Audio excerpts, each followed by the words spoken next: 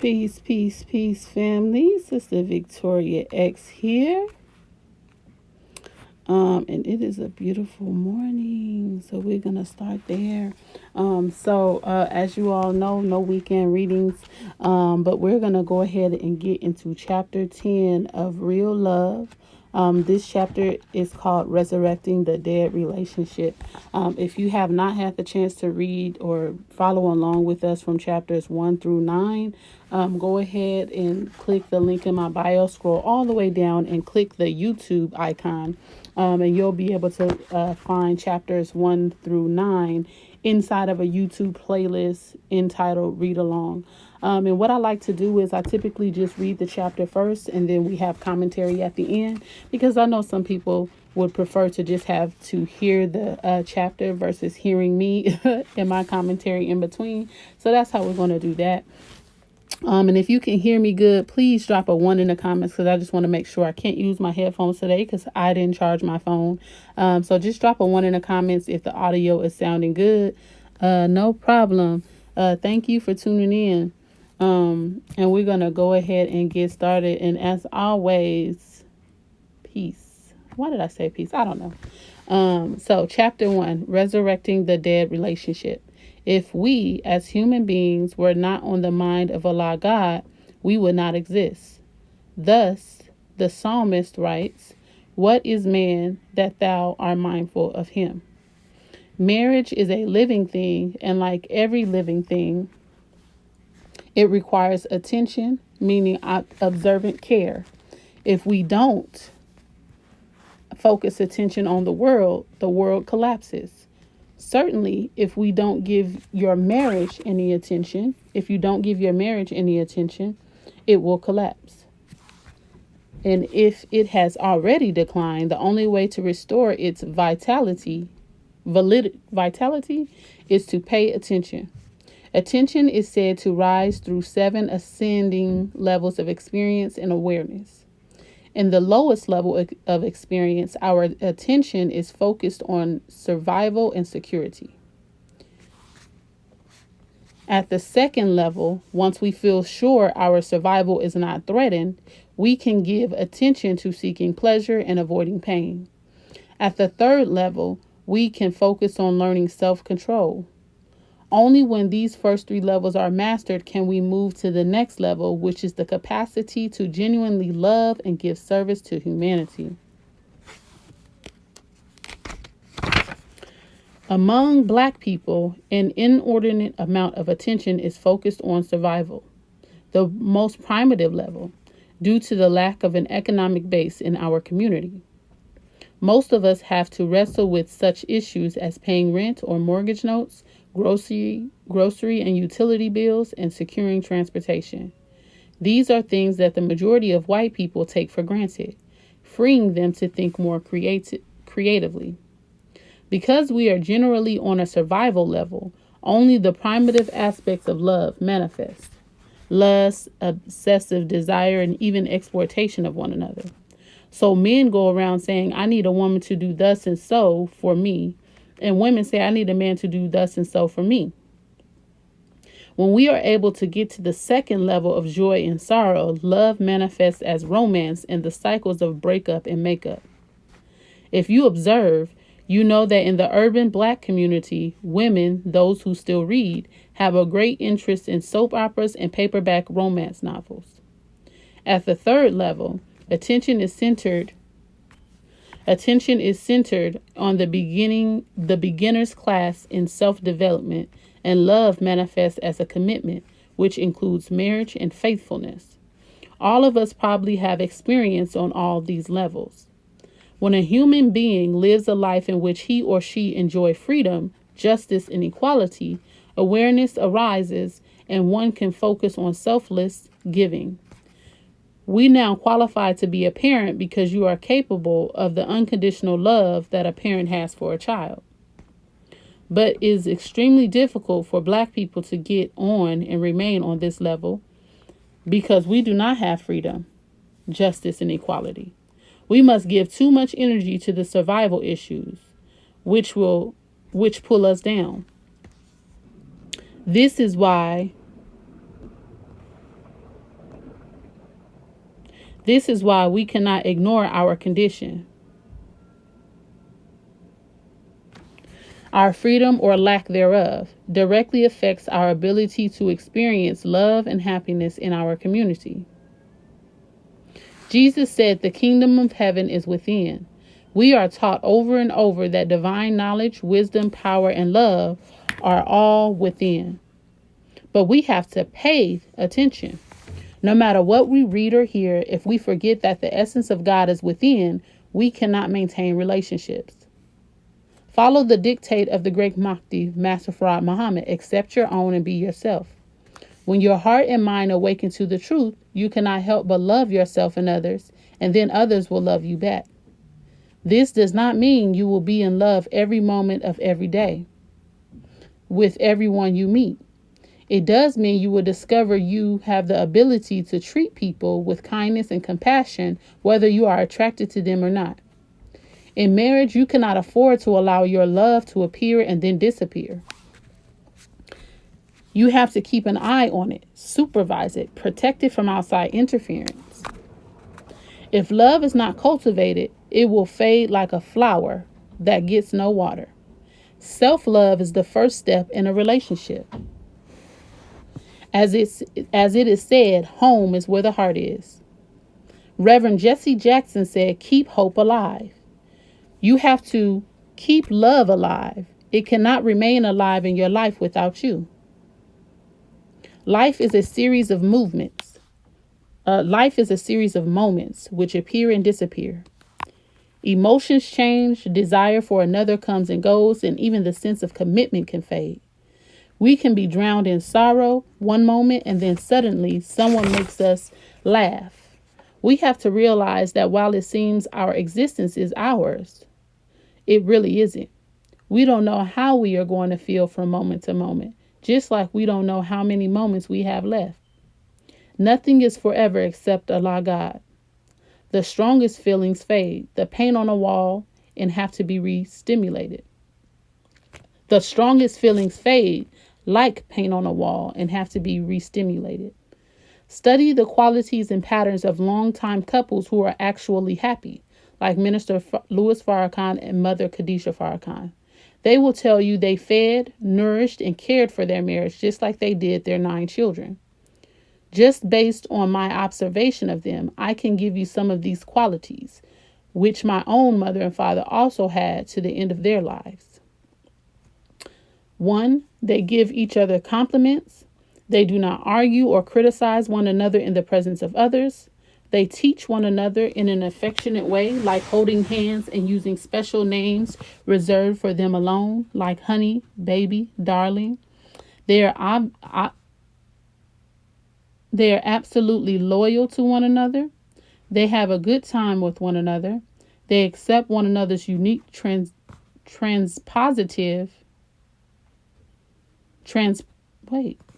unique traits, positive and negative. Okay. They accept one another's unique traits, positive and negative.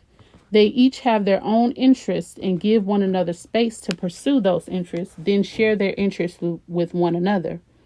None of this can be done without paying attention. If your marriage has been smothered to death by nagging, arguing, and putting each other down too many times, you can resurrect it with gratitude, appreciation, and apology. In fact, go through the 8 steps of atonement. You will be amazed how this will once again ignite passion and restore devotion to one another.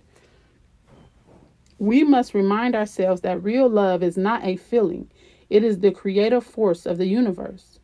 As mentioned before, Minister Farrakhan has described the brain as having weather conditions. Your feelings are as capable of changing as suddenly and as drastically as the weather. But as the minister has taught us, you can rise above your emotions into the thinking of Allah God. You can control your behavior and demonstrate care and compassion even if you don't feel like it at a given moment. When you do this, you are moving into the realm of real love and the unspeakable happiness it brings into your life. Love and happiness are not the same thing, but they express the same rate of being. The same chemicals are secreted into the bloodstream because when you love, and are loved, you experience happiness. How does a marriage die in the first place?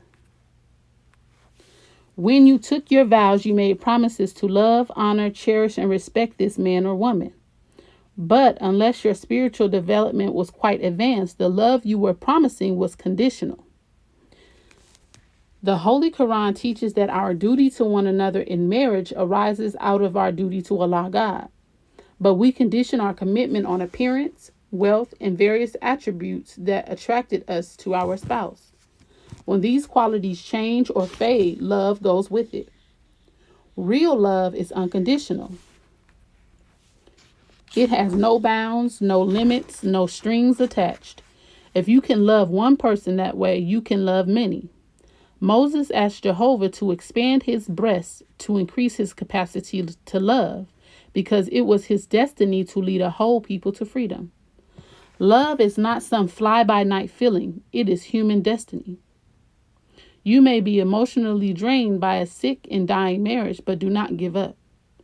You still have some strength in reserve. It is being divine that gives us this tremendous power. Just when you have convinced yourself you cannot fight one more fight or confront one more difficulty, somehow, in the midst of this stress, Allah God blesses you with the thoughts and the energy to take on a final challenge. Isn't your marriage worth one more try? If your partner has turned away completely, be realistic. But if there is anything left, give it one more try. You think love died, but it cannot die. It is eternal. Yes, it may have gone out of the relationship, but it still permeates the universe. It is always available and can return. In fact, its nature is to push you when you are at your lowest point. It can help you come up with ways to give an injection of new life. In fact, there is a certain aspect of love that can only manifest when you have used up every other expression of it. An aspect of love that is actually brought about by your need and your willingness, despite exhaustion, to try one more time. It is the will or conscious and deliberate action that gives life to marriage. The will moves love into action. Real love doesn't depend upon mood. It is not some passive feeling you wish and wait for. It is ignited by action. You have to show it. To resurrect your relationship, you have to pump blood into it. You have to breathe air into it. Faithfulness is something you show. You do it. Consideration is something you show. You do it. Affection is something you show. You do it. If you want your marriage to come alive, show some love. So that is the end of chapter 10, called Resurrecting the Dead Relationship, inside of the book Real Love by Ava Muhammad. If you have not listened to or heard chapters 1 through 9, they are on my YouTube. And you can get to my YouTube by clicking the link in my bio, scroll all the way down to the bottom and click the YouTube icon. And you will see all of those chapters inside of the playlist called Read Alongs. And so now typically we get into the commentary portion of this. And so we're going to go ahead. There were some pieces in here that I thought were very, were very beautiful. Some things that we don't necessarily recognize when we start talking about marriage and relationships. And the first thing is, I think we've gotten more into talking about it over the years. But the first thing that she said that caught my attention was the fact that self-love is the first step in a relationship. And that's why I typically, when I talk about relationships, especially to younger people, I always advise, not like I'm some supreme counsel. So I always ask them to consider to learn themselves and love themselves before they even start looking for a relationship, right? Because once you get in a relationship, it's easy to kind of lose pieces of yourself within the relationship, especially if you haven't taken that time to find yourself and love yourself prior to joining the relationship. Because relationships just in general, they shift and they change you. But it can be very drastic if you haven't spent the time to love yourself and figure out who you are in the very beginning. So I thought that was very important to recognize that if you are hoping to be in a successful relationship, or if you are looking to restore a relationship, the first step should be restoring your love and your relationship with yourself and Allah first. And then everything after that can be modeled after that. Sometimes we don't know how to show and express love because we haven't learned how to show and express love to ourselves first. And so it's very difficult to do unto others what you cannot figure out how to do to yourself. And so I thought that was important that she spelled that out. And then the other thing that she broke down was that there are six different levels basically to being in a relationship. And the very first one was in the lowest level of experience, our attention is focused on survival and security.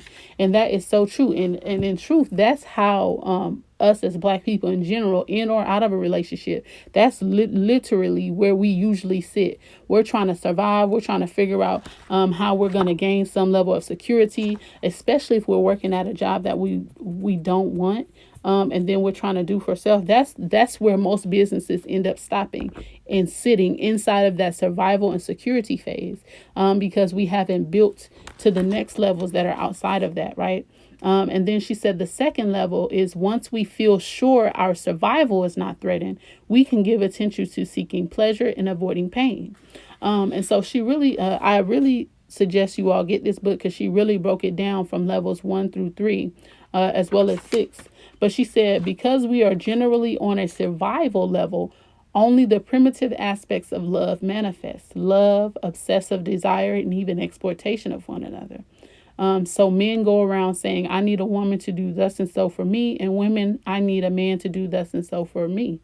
When we are able to get to the second level of joy and sorrow, love manifests as romance in cycles.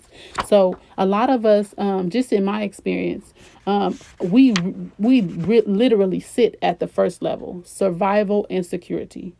And sometimes we as people, like on both ends, don't know how to move past the first level. Because like I said, our parents were in survival and security their whole life, working and working and working, trying to make ends meet, never being able to see you. So when you don't see someone that you love for a long time, that diminishes the level of security that you have in them for whatever reason. I'm not no scientist. I don't know the science behind that. But there was a certain lack of security that I had at my mother because she was always gone. How can you feel secure and protected by someone that you never see?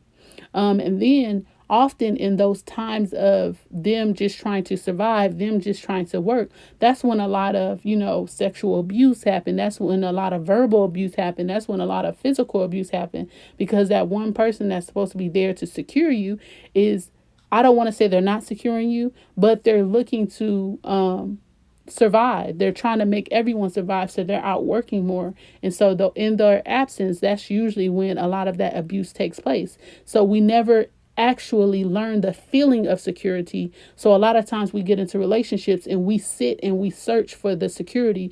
But the problem is because we never knew the feeling of security, we misidentify it. And even if we are in a secure relationship, we don't know how to tell that it's secure because we've never in our life experienced what security is. So I thought that was very beautiful that she pointed that out. Because Lord have mercy, the things that she puts in these books, it's like, oh my gosh, I'm gonna read this again because it's so beneficial. You know what I mean? Just going through the steps and identifying the mindset of lack that we often sit in, not only in regards to ourselves, but also in regards to our relationships. And then she also broke down that list of qualities and patterns that long time relationships usually have, right? And so right now, during a time where all of us, us younger folk, we always say, ask our elder parents or grandparents or whoever have you, how did you guys make your relationships last so long? How are you guys going 30, 40 years and you're still in happy and healthy relationships? And she literally broke down some, I don't want to say all, but she broke down a lot of the things that when you just read the list itself, you realize that a lot of our relationships don't have that, right? So they said they give each other compliments. Some of us believe that I don't know why we think that giving a compliment is something like it's giving up something, right? When in actuality, it's pouring into your spouse and it's pouring into your relationship, because when your spouse feels up, then your relationship is up. And when you feel good and you feel secure in your relationship, you want to do more for the person that you're with. So y'all give y'all spouses some more compliments. Then she also says they do not argue or criticize one another in the presence of other. If Lord have mercy. And just like I said before, we learned that from childhood, because if you are a person of color, the first thing our mama do when company come over is tell them all the stuff that we done did bad, tell them all the stuff that we done messed up on. They rarely, every now and then they'll get that. Well, my baby did. She went to school, but most of the times that's when the big show come on. When people come over, they want to talk about you. That's true. Their face will light up. They want to talk about all the bad stuff that you done did. And then in our relationships, we do the same thing. And because we're so used to having those type of conversations in front of people, that don't really need to hear that, we start having arguments and criticizing our partner in front of them, not realizing we're giving them ammo to be in our business and to have an opinion on something they shouldn't really have an opinion on. And so this is a whole list. I think it's like 7 things that she has on this list. But there's one that I definitely want to touch.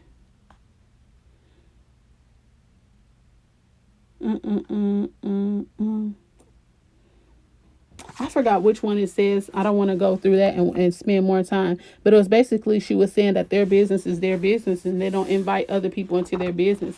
And that was one thing that I really struggled with at the beginning of my relationship. I had some friends that I thought was, they my ace boon, they're my friends. And because I held them to such a high regard, there was a lot of things about my relationship that they didn't deserve access to that I willingly gave them access to. And the problem with that is, when people are not in the correct mindset in regards to relationships, sometimes we'll talk to the wrong people about our relationship and they'll give us the wrong advice when it was never really their business at all. And so we have to be very mindful of not telling people about our business, not sharing things about our relationship with people that are outside of our relationship. And if we do decide to share, it has to be people that are invested in the growth and the expansion and the elevation of your relationship. Don't be talking to that one friend that told you from the beginning that this person was not the one. Don't be talking about that friend that always has something slick to say when your partner did a certain thing in public. Like, don't talk to that friend, because we already know from jump that they ain't gonna have nothing cool to say when you struggling or going through something. You got to talk to that friend that's always told you to fight when you didn't want to fight. You want to talk to that friend that helps you see different sides of your partner that you didn't necessarily see before. And of course, the main person to go to is always Allah God, because he gonna give you the actual facts of it all.